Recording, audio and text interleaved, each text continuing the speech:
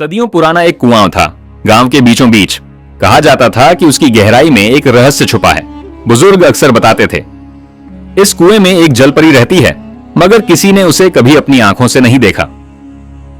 समय बीतता गया, बारिशें कम हुई, नदियां सूख गईं और वह कुआं भी दिन ब दिन खाली होता गया।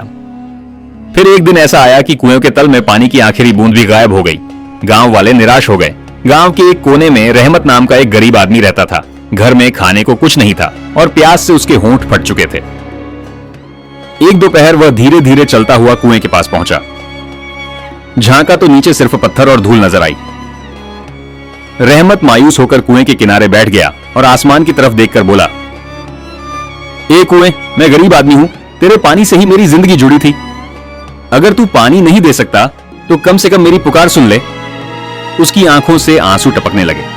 अचानक कुएं के भीतर हल्की सी लहर उठी, जैसे किसी ने नीचे पानी में हाथ चलाया हो।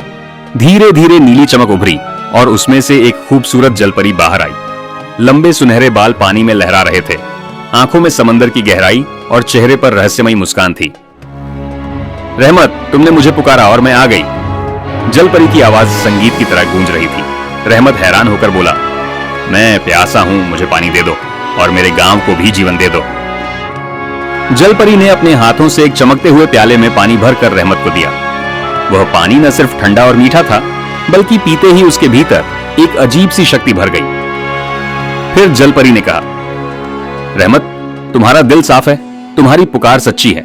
ये कुआं अब कभी नहीं सूखेगा और मैं हर साल तुम्हारे गांव को पानी और धन देती रहूंगी। उस दिन से कुएं का पानी कभी कम नहीं हुआ और गांव पहले से ज्यादा खुशहाल हो गया।